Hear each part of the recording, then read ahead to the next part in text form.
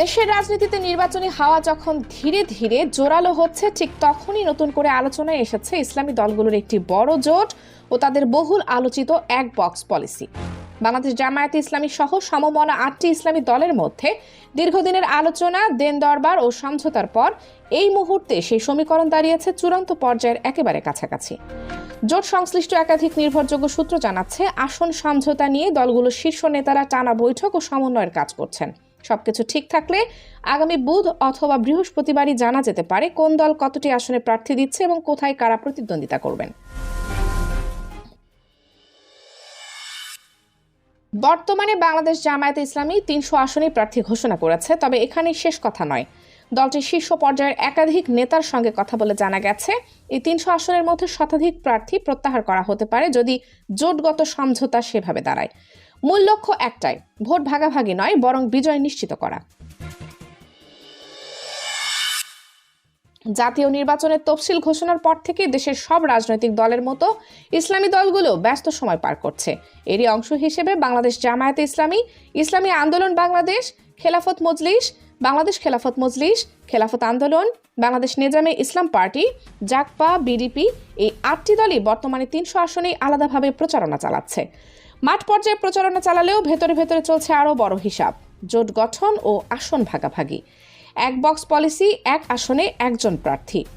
এই জোটের মূল ভিত্তি হচ্ছে বহুল আলোচিত এক বক্স পলিসি।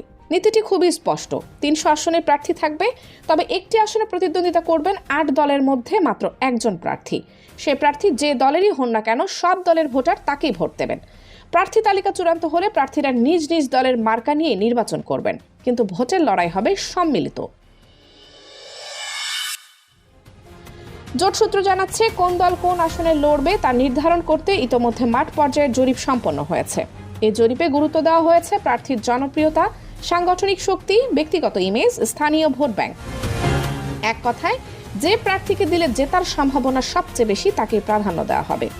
যদিও বাস্তবতা হলো প্রতিটি দলই চাইছে আরও বেশি আসন। জোটের একাধিক শীর্ষ নেতার ভাষ্য অনুযায়ী কিছু ক্ষেত্রে দলগুলোর শীর্ষ নেতাদের পছন্দের আসনেও বিশেষ ছাড় দেওয়া হতে পারে।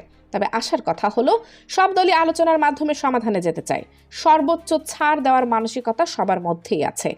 জোট সূত্রে দেওয়া প্রাথমিক হিসাব অনুযায়ী বাংলাদেশ জামায়াতে ইসলামী প্রায় 200টি বা তার কিছু কম বেশি আসন, ইসলামী আন্দোলন বাংলাদেশ 50 থেকে 60টি আসন, খেলাফত মজলিস ও বাংলাদেশ খেলাফত মজলিস থেকে 15 থেকে 20টি আসন, খেলাফত আন্দোলন থেকে 5 থেকে 6টি আসন, বাংলাদেশ নেজামে ইসলামী পার্টি ও জাকপা থেকে 2 থেকে 3টি করে আসন এবং বিডিবি থেকে 1 থেকে 2টি করে আসন।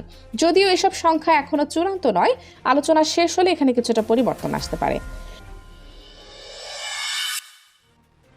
ইসলামী আন্দোলন বাংলাদেশের যুগ্ম মহাসচিব মাওলানা গাজী আতাউর রহমান স্পষ্ট করে বলেছেন, যেখানে যার অবস্থান ভালো, সাংগঠনিক শক্তি ও প্রার্থীর ইমেজ বিবেচনায় আমরা তাকেই প্রাধান্য দেব, তিনি যে দলেরই হন না কেন। অন্যদিকে জামায়াতের শীর্ষ নেতাদের বক্তব্য আরও পরিষ্কার, আসন বন্টন সংখ্যা দিয়ে হবে না, বরং আসন ধরে ধরে প্রার্থী বাছাই করা হবে। জোটের শীর্ষ নেতারা কিছুটা প্রাধান্য পাবেন। জামায়াত নেতারা আরও জানিয়েছেন, যেসব আসনে জোটগত সমঝোতায় প্রার্থী ঘোষণা করা হবে সেসব আসন থেকে জামায়াত তাদের প্রার্থী প্রত্যাহার করবে। এ প্রসঙ্গে জামায়াতে ইসলামীর সহকারী সেক্রেটারি মাওলানা আব্দুল হালিম বলেন, কতটা আসন কে নেবেন, কে পাবেন এটা মুখ্য নয়, মুখ্য টার্গেট হলো যাকে যেখানে দিলে তিনি বিজয়ী হবেন। যে দলের যেখানে অবস্থা ভালো আমরা সেখানেই তাকে দেব। এক আসনে এক দল থাকবে, বাকিরা তাকে সহযোগিতা করবে।